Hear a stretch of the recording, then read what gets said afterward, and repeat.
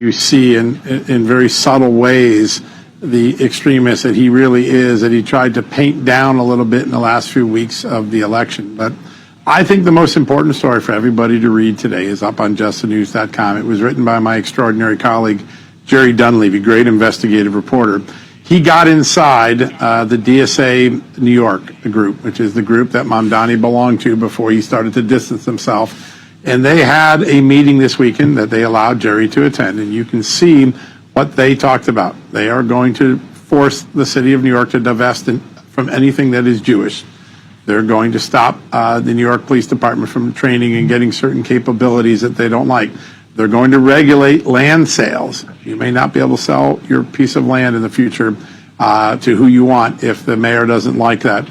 And then there's a lot of other agendas that are all in there. The purpose of this meeting was to make sure that the group that helped elect Mandani in the primary and last night will have a seat at the table and will pressure Mandani until he delivers what he told them privately he would deliver. The wish list looks like something from a Soviet republic, not something from an American capitalist city like New York City. That is the Mandani you're going to see from this point forward, not the jovial, cool-looking kid from New York that talked a good game. This is a guy that is beholden to the socialists who got him in office, and their values are very different from those that built the big. Results, the decision facing all Americans could not be more clear. We have a choice between communism and common sense. Does that make sense to you? Common sense. It's common sense or communism. It's authoritarian speech. This is the kind of call and response. It's a dog whistle back to the kind of the Mussolini days and the kind of things that he promised to the people there. Now, he was a terrible, terrible despot, but listen to how he gained power and what he promised to the people. Free this and make the trains run on time. Very famous and all that. And you know what really was alarming to me, and there's a lot of these out there, Rob, I just sent it to you. Look at this, Pat. This is an intern, and this is confirmed. She is an intern, and this is current. So by all sources that we looked at, this is not AI, and this is not something from time gone by. But look at this. This is all jihad. This is all abadah. This is all counted by Allah. How committed I am to this. What am I willing to sacrifice for the noble cause? What they're saying is, she is saying this is the start of holy war and jihad in America. I'm not making that up. That's what she said in her language, her words. And so they say, and now listen to Mandani. He's not there to unify. He's not there to reach across the aisle. He is telling people exactly what they're doing. Dismantle. Turn the page. Listen to the verb words. This is scary. That none of this is in vain, that this is all jihad, that this is all ibadah, and that this is all counted for by Allah. Civilization, and the United States in particular, is at risk. I say this because this is exactly what happened to my country 45 years ago. Iran, you might say, was the testing grounds for what my late father called the unholy alliance of the red and the black, radical Marxism and radical Islamism. These two ideologies converged not to create, but to destroy. Indeed, to destroy the very notion of Iran. As the Ayatollah Khomeini himself, upon his return to Iran, said, "Patriots are of no use to us. We need Muslims.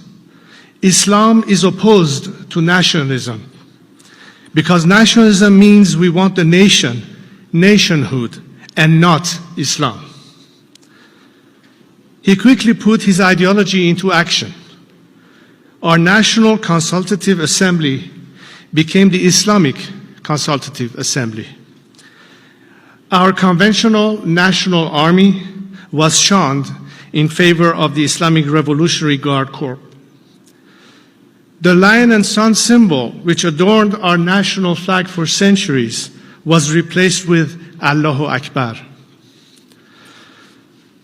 This united front of Marxists and Islamists took hold of my homeland, but was never satisfied with just taking over Iran, as these two ideologies do not believe in the concept, much less the border of a nation. Indeed, the Islamic Republic in Iran does not view itself as defending or limited to the borders of the Millat, or the Iranian nation, but rather the Ummat, or the Islamic Brotherhood. This expansion has gone far beyond the Middle East. Every day, we see graphic, distressing images of the consequences this regime's expansion has brought all the way to Europe and the West. From looting universities that were once the envy of the world, to supporting terrorist cells taking hold in Europe, to attempting to annihilate Israel, to expanding its criminal footprint to Latin America. This is not an accident.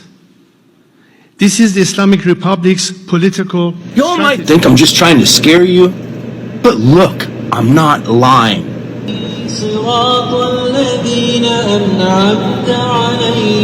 This shit is going down.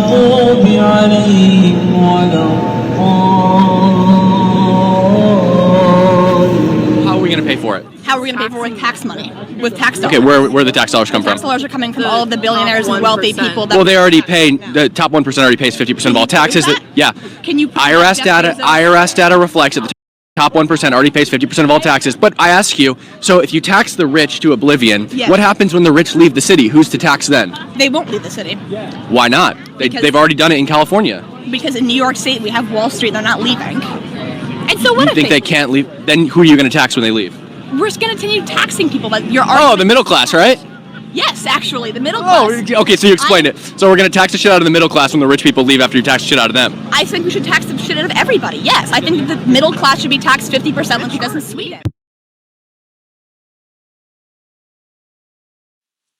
Corporal Joe Bowers, a decidedly average American, is selected for a top-secret hibernation program, but is forgotten and left to awaken to a future. So incredibly moronic that he's as Lee the most intelligent person alive.